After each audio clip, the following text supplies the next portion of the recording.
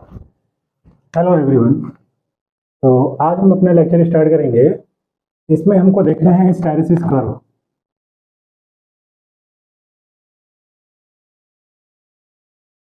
ठीक है, hysteresis curve हमको देखना है फॉर अ फेरोमैग्नेटिक मटेरियल।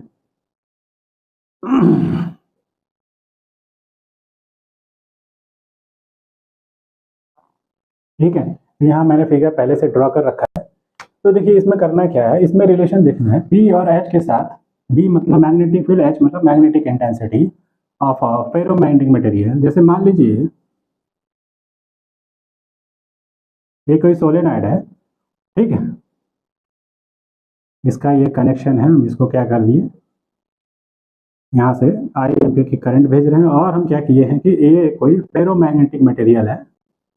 ठीक है, ये कोई फेरोमैग्नेटिक मटेरियल है जो हम क्या कर रहे हैं, इसमें इंट्रोड्यूस कर रहे हैं। यानी कि ये जो बीच में गैप है ना, इसके बीच में इसको इंसर्ट करेंगे। तो अब जब करंट फ्लो होगी थ्रू द सोलेनॉइड कॉइल, तो इसके एक्सिस के क्रॉस क्या होगा, मैग्नेटिक फील्ड जनरेट होगा बिकॉज ऑफ दिस करंट।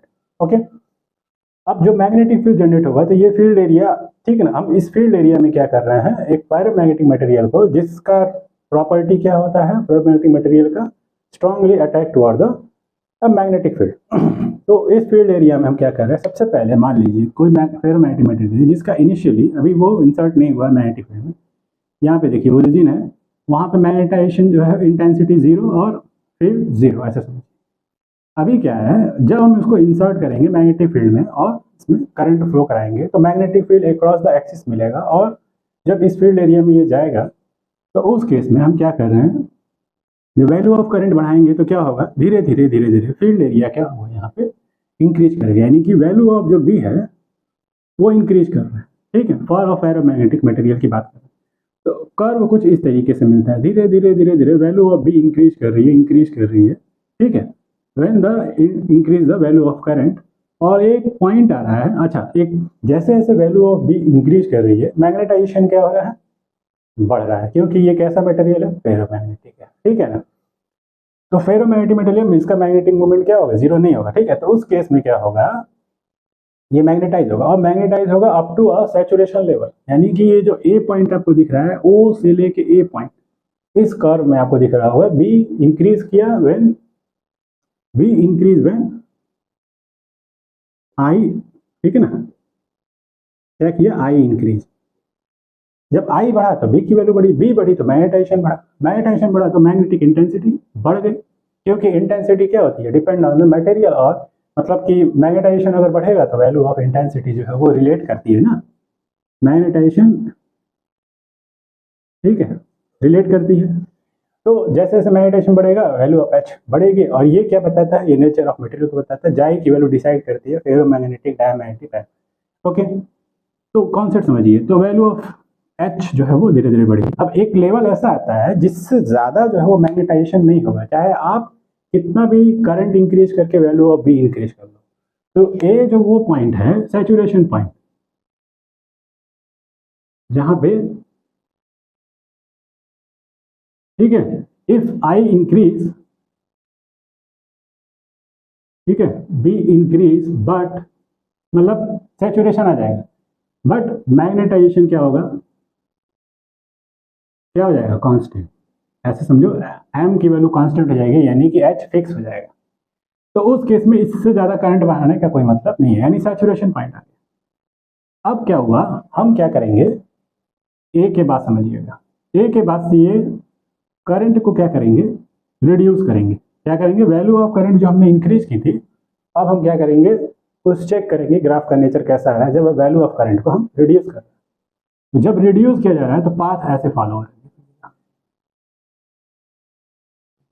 ये दिख रहा है ना, पाथ कुछ ऐसे जा रहा है। यानी कि वैल्यू ऑफ करंट अगर रिड्यूस कर रहे हैं तो मैग्नेटाइजेशन क्या हो रहा है, भाई सैचुरेशन पे पहुंच गया था मैक्सिमम पे, अब धीरे धीरे क्या होगा, मैग्नेटाइजेशन भी रिड्यूस होगा, यानी value of H magnetic intensity reduce होगी। और जब रिड्यूस होगी तो धीरे धीरे धीरे धीरे नीचे आएगा, और एक टाइम ऐसा आएगा जब बी, ठीक है ना, यहाँ पे आप कर्व देखेंगे, ये जो बी पॉइंट है, इस पॉइंट पे आपका जो एच है, मैग्नेटाइजेशन पूरी तरह से खत्म हो गया, यानी कि जीरो हो गया, यानी एच की वैल्यू फिनिश। यानी कि अब यहाँ पे एक तरीके से मतलब हमने आई को रिड्यूस करते करते जीरो कर दिया, ऐसा समझो। तो आई खत्म, समझ लो खत्म हो गया, तो मैग्नेटाइजेशन यानी एच जीरो पहुंच गया, समझिएगा। बट इसमें ये कैसा मटेरियल है, फेरोमैग्नेटिक। अभी भी इसमें क्या है, ठीक है ना, थोड़ी सी यानी कि मैग्नेटिक प्रॉपर्टी इसमें अभी भी स्टिल कंटिन्यू है। यानी कि जो यहाँ वैल्यू आपको दिख रहा है ना, गैप बी से लेके ओ के बीच में, ये जो वैल्यू दिख रहा है, इस पॉइंट बी को हम लोग बोलते हैं रिमी, ठीक है ना, रिमेनेंस या रिटेंटिविटी। रिटेंटिविटी किसी मटेरियल की जितनी ज़्यादा होती है, वो इस बात को प्रदर्शित करता है, इस बात को इंडिकेट करता है कि that material have tendency strong magnetic field, have tendency to strong magnet. ऐसे समझो कि वो क्या है, स्ट्रॉन्ग मैग्नेटिक फील्ड जनरेट करेगा, यानी कि उसके अंदर कैपेबिलिटी क्या है, वो स्ट्रॉन्ग मैग्नेट है, ठीक है। तो मैग्नेट के लिए वो इस तरीके से मैग्नेटिक फील्ड में जाते ही वो स्ट्रांगली अट्रैक्ट करेगा toward the magnetic field area. तो रिटेंटिविटी वैल्यू ये है, ठीक है। अब देखो ये कर्व सेम पाथ पे नहीं आना, यानी कि यहाँ गया तो सेम पाथ पे नहीं आना, इसका रीजन क्या है कि ये जो मटेरियल है ना, मैग्नेटिक या डायमैग्नेटिक है, इसका इटसेल्फ क्या होता है, ये सारी की सारी चीजें ये डिपेंड करती है मैग्नेटिक मूवमेंट पे। इसमें जो प्रेजेंस ऑफ इलेक्ट्रॉन है, उनका जो मैग्नेटिक मूवमेंट होता है वो फिक्स नहीं होता है, वो डिपेंड करता है external field what you applied. तो वो उसके हिसाब से अगर हम देखें तो ये फिर से अपना ओरिजिनल पाथ को जरूर अगर नहीं फॉलो करेगा, ठीक है ना, क्योंकि उसका जो नेचर है ना, इन प्रेजेंस ऑफ फील्ड है, ठीक है ना, क्या होता है थोड़ा सा चेंज हो जाता है।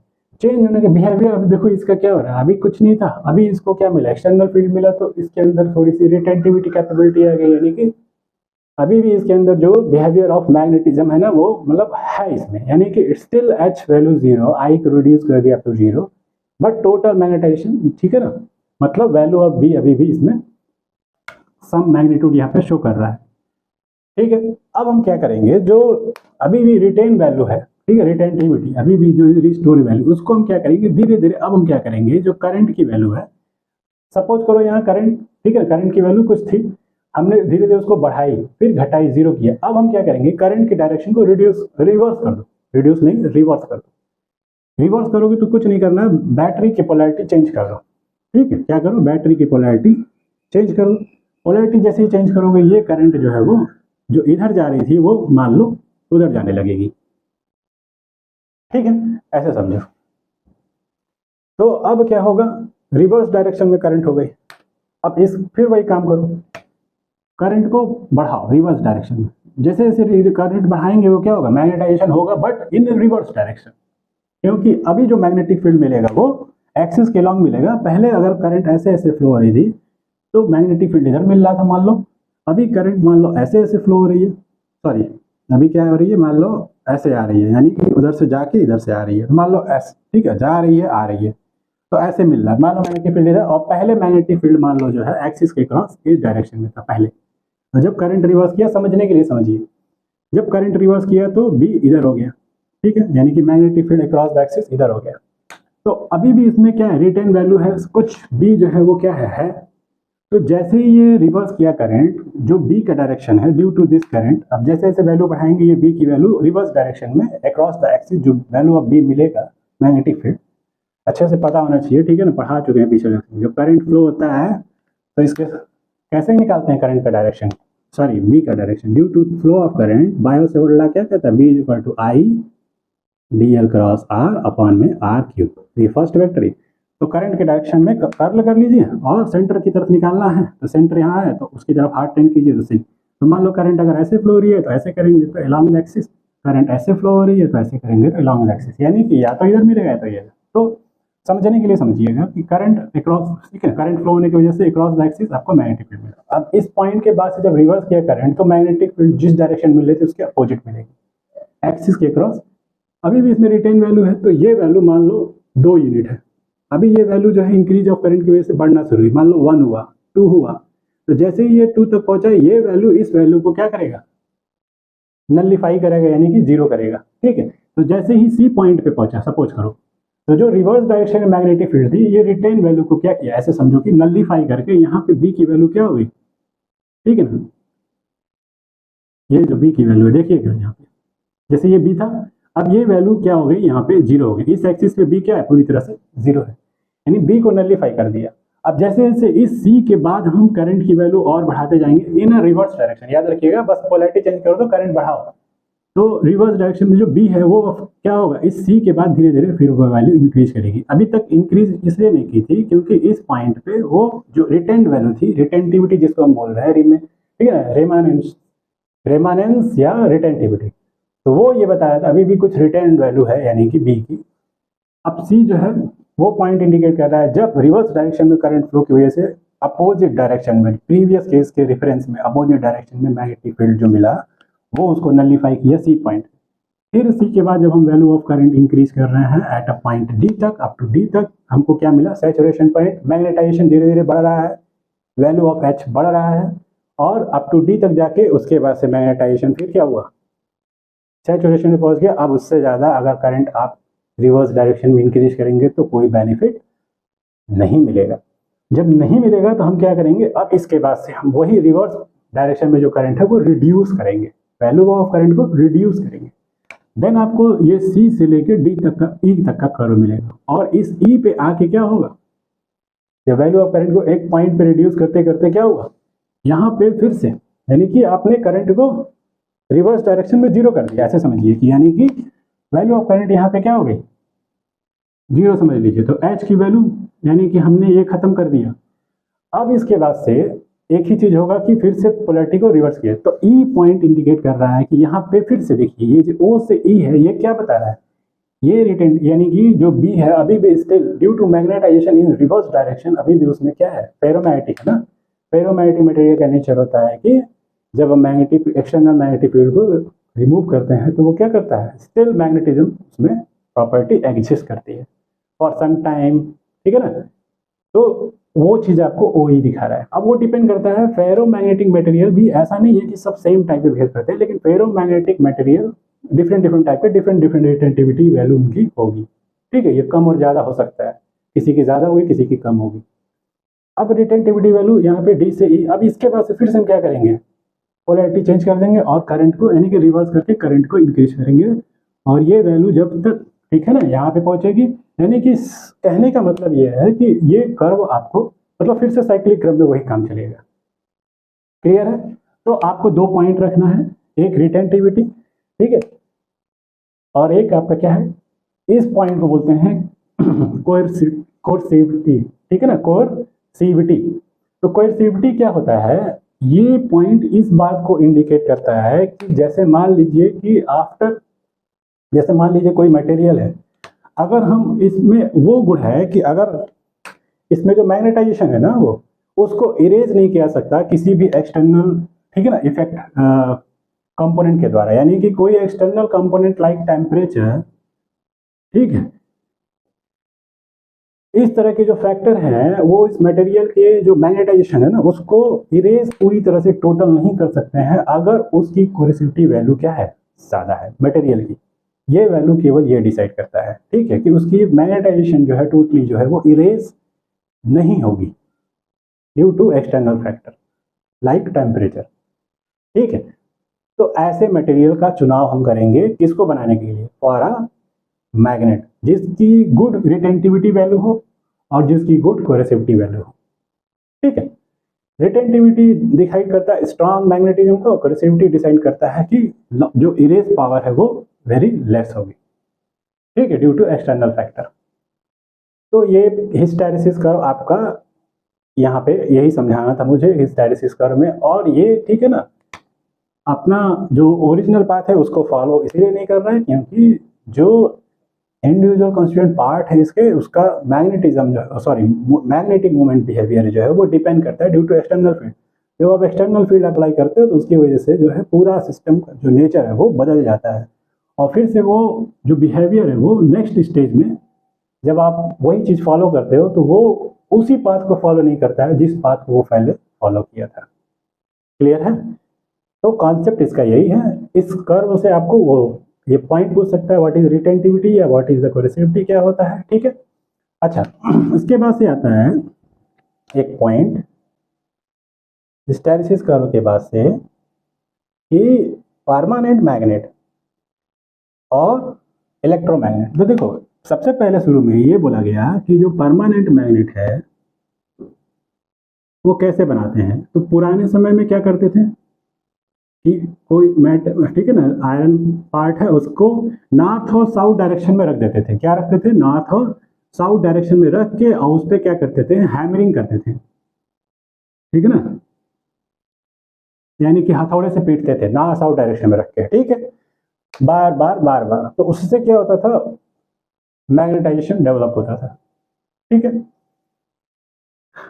नॉर्थ साउथ में क्यों रखते हैं? क्योंकि अर्थ इटसेल्फ है, ठीक है, मैग्नेटिक प्रॉपर्टी, एंड उसका जो क्या होता है, नॉर्थ साउथ पोल होता है, ठीक है ना, उसका ईस्ट वेस्ट पोल तो होता नहीं। तो नॉर्थ साउथ डायरेक्शन में रख के इस तरीके का कुछ काम करते थे, ठीक है। फिर उसके बाद से ये बोला गया कि स्टील रॉड या कुछ ऐसा कोई भी मतलब जो मैग्नेटिकली सेंसिटिव हो उसको क्या करो, रॉड लो और एक बार मैग्नेट के एक पोल पे, ठीक है ना, इसको रख के उसको बार बार कंटिन्यूअस क्या करो, स्ट्रोक करो, पीटो, ठीक है।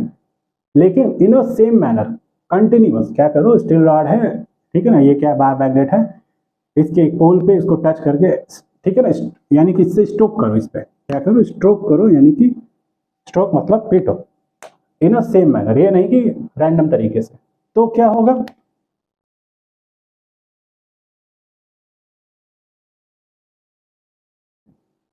तो ये परमानेंट मैग्नेट बन जाएगा, ठीक है। लेकिन ये प्रोसेस कितनी बार करना है ये नहीं पता, लेकिन काफी देर तक करना होता है, ठीक है।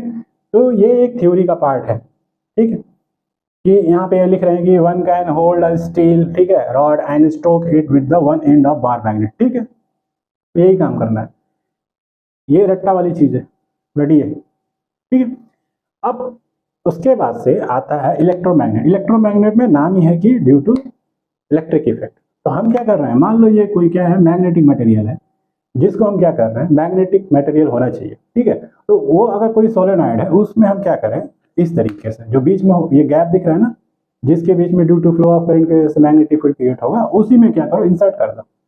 तो उसके संपर्क में ये रहेगा तो क्या होगा, उतनी देर ये मैग्नेटाइज होगा, क्योंकि ये मैग्नेटिक मटेरियल है, मैग्नेटाइज होगा तो इसमें मैग्नेटिक इफेक्ट आ जाएगा, ठीक है। अब ये जो कितना स्ट्रॉन्ग मैग्नेटिक इफेक्ट और वीक मैग्नेटिक इफेक्ट, वो इस बात पे डिपेंड करेगा कि जो आपने मटेरियल लिया है वो स्टील है कि आयरन है कि सॉफ्ट आयरन है, इस बात पे डिपेंड करेगा। और हर एक मटेरियल का जो भी आप फेरोमैग्नेटिक मटेरियल लोगे और स्ट्रॉन्ग मैग्नेटिज्म के लिए, उसकी जो रिटेंटिविटी और कोर्सिविटी वैल्यू डिफरेंट डिफरेंट होगी, ठीक है, उन सब की, ठीक है ना। और कोर्सिविटी वैल्यू और रिटेंटिविटी वैल्यू पे ये डिपेंड करेगा टोटली कि ये कितना मैग्नेटाइज होगा, ठीक है। तो ये जो हिस्टैरिसीस कर्व है वो इस बात को, ठीक है ना, यानी कि इस बात के लिए हेल्पफुल होता है कि किसी मटेरियल का हिस्टैरिसीस कर्व इस बात को, ठीक है ना, आपको डिफाइन करेगा कि उसकी रिटेंटिविटी और कंसिविटी वैल्यू क्या है। उसके बेसिस पे आप ये डिसाइड कर सकते हो कि which material is the best material for making the electromagnet, okay. तो ये पॉइंट आपका यहाँ पे फिनिश होता है, ठीक है। तो जनरली जो है इलेक्ट्रोमैग्नेट के लिए सॉफ्ट आयरन का यूज किया जाता है, ठीक है, जिसकी रिटेंटिविटी वैल्यू थोड़ी लेस होती है, ठीक है। और परमेबिलिटी वैल्यू क्या होती है, वेरी हाई होती है। परमेबिलिटी भी आपको देखो एक फैक्टर है, ठीक है ना, परमेबिलिटी मतलब म्यू, ये मोर देन वन होता ही है, आपको पता ही है किसके लिए, फेरोमैग्नेटिक मटेरियल के लिए। तो फेरोमैग्नेटिक मटेरियल में ही डिफरेंट डिफरेंट मटेरियल होती है जिसकी परमेबिलिटी वैल्यू हाई होनी चाहिए, रिटेंटिविटी, यहाँ सॉफ्ट आयरन की बात कर रहे हैं, सॉफ्ट आयरन में रिटेंटिविटी कंपेरेटिवली लो होती है, बट होना चाहिए at least some retentivity coercivity value, ताकि क्या हो, परमानेंट मैग्नेट बना सको आप, ठीक है। और जो इलेक्ट्रोमैग्नेट है वो क्या है, due to effect of electric, ठीक है ना, इलेक्ट्रिसिटी, वो क्या है, मैग्नेटिक फील्ड आता है, उसके कांटेक्ट में आके मैग्नेटिज्म जब तक रहता है, मतलब मैग्नेटिक प्रॉपर्टी है इसमें, तो क्या होगा, मैग्नेटाइज होंगे ही होंगे। और जैसे ही वहाँ पे इलेक्ट्रिक इफेक्ट हटता है, यानी कि जो है आप क्या बोलते हैं, करंट मतलब जो हटा दीजिए आप, यानी कि पोटेंशियल जो भी आप बैटरी जो लगाए वो फिनिश कर दीजिए, हटा दीजिए वहाँ से, तो वो क्या हो जाएगा, मतलब थोड़ा सा small amount of magnetism show करेगा लेकिन लॉस हो जाएगा टोटली, यानी कि नाम ही है electromagnet, due to effect of electric current, ठीक है ना, वी मेक अ मैग्नेट। तो ये सारी चीजें हैं। तो ये एक थ्योरी का पार्ट था, सिंपल था, बहुत सिंपल था। थ्योरी को इस तरीके से पढ़िए कि उससे उसको फील आ जाए, ठीक है, कि मन में बैठ जाए कि हाँ ये चीजें होती हैं। तो इस चीज़ का मुझे उम्मीद है कि आपको समझ में आ गया होगा, ठीक है। और ये अपने ओरिजिनल पाथ को, जैसे मान लीजिए ये पाथ थी, उसको फिर से वो फॉलो क्यों नहीं करता है, ये मैं सब बता दिया इस लेक्चर में। तो आई होप आपको ये समझ में आ गया होगा। और ये चैप्टर जो है वो मोस्टली जो है वो फिनिश हो गया। और देखिए ये जो फेरोमैग्नेटिक मटेरियल है, पैरामैग्नेटिक, डायमैग्नेटिक, उसको आप लर्न कर सकते हैं कि कौन सा मटेरियल फेरोमैग्नेटिक है, पैरामैग्नेटिक है या डायमैग्नेटिक है, ठीक है। तो ये सब क्वेश्चन जो है वो बहुत इंपॉर्टेंट नहीं है, ठीक है। जनरली जो क्या है, मान लीजिए चुंबक के पास है, जैसे आयरन है, कोबाल्ट है, निकेल, ये सब क्या है, मैग्नेटिक, ठीक है। उसको आप ले जाएंगे तो स्ट्रांगली अट्रैक्ट करेगा, मतलब ये फेरोमैग्नेटिक मटेरियल है, ठीक है। तो इस तरीके से जैसे एल्युमिनियम है तो वो ठीक है स्ट्रांगली अट्रैक्ट नहीं करेगा। मतलब कहने का मतलब ये है कि आप इस तरीके से डिसाइड कर सकते हैं। तो ये रटने वाली चीज़ है, इसमें कोई कॉन्सेप्ट नहीं है, ठीक। थ्योरी के पार्ट में इसको आप रट सकते हैं, कैटेगराइज कर सकते हैं, ये पैरामैग्नेटिक में आता है, ये डायमैग्नेटिक है, फेरोमैग्नेटिक में आता है। लेकिन उसका जो प्रॉपर्टी है ना, जो डेफिनेशन है, वो याद होना चाहिए, उससे क्वेश्चन बनते हैं, ओके। आई होप ये चैप्टर जो है वो थ्योरी पार्ट फिनिश हो गया, ठीक है। अब इसमें जो है हमको अनसॉल्व जो भी क्वेश्चन कराने हैं वो मैं नेक्स्ट लेक्चर से कराऊंगा, okay. Thank you, bye bye, Tata.